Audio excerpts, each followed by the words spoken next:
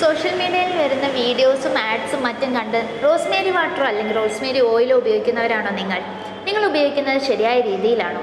Rosemary മുടിയുടെ വളർച്ചയ്ക്ക് വലിയ പങ്കൊന്നും വഹിക്കുന്നില്ലെന്ന് പല പഠനങ്ങളും തെളിയിച്ചിട്ടുണ്ട്.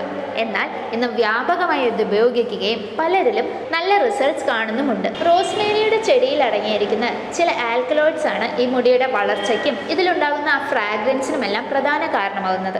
ഇത് ഉപയോഗിക്കുമ്പോൾ നമ്മുടെ മുടിയുടെ വേരുകളിലേക്കുള്ള സർക്കുലേഷൻ, രക്തയോട്ടം കൂടും. അത് ആ വേരുകളിലേക്ക് ഓക്സിജനും ഹോർമോൺസും അതുപോലെ തന്നെ അതിനാവശ്യമായ ന്യൂട്രിയൻസും എത്തിക്കുന്നുണ്ട്.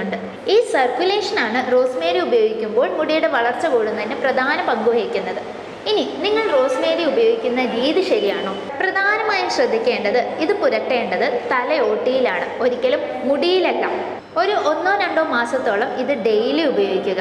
അത് കഴിഞ്ഞ് ഒരു 2 ആഴ്ചയോ അല്ലെങ്കിൽ 1 മാസമോ ഒന്ന് ഗ്യാപ്പ് വിടണം. ഇത് നമ്മുടെ മുടിയുടെ നാച്ചുറൽ ആയിട്ടുള്ള ഹെയർ ഗ്രോത്ത് പ്രോസസ്സ് നടക്കാനാണ്. അല്ലെങ്കിൽ കുറച്ചു കാലം കഴിയുമ്പോൾ ഈ റോസ്മേരിയും നിങ്ങൾക്ക് വലിയ ഫലമില്ലാതായി പോകും. ഈ rosemary water pattern hair loss അല്ലെങ്കിൽ ആൻഡ്രോജനിക് അലോപേഷ്യ എന്നൊരു കണ്ടീഷനിൽ മാത്രമാണ് വലിയ റിസൾട്ട്സ് കാണിച്ചിട്ടുള്ളൂ. ഇതല്ലാതെ മറ്റു പല കോസസ് കാരണവും നിങ്ങൾക്ക് ഹെയർ ഫോൾ ഉണ്ടാകുന്നുണ്ട് അല്ലേ? ഒരു ഡോക്ടറെ കണ്ട് നിങ്ങളുടെ ഹെയർ ഫോളിനുള്ള കൃത്യമായ കാരണം കണ്ടെത്തി അതിനനുസരിച്ചുള്ള ശരിയായ ട്രീറ്റ്മെൻറ്റ് എടുക്കുക.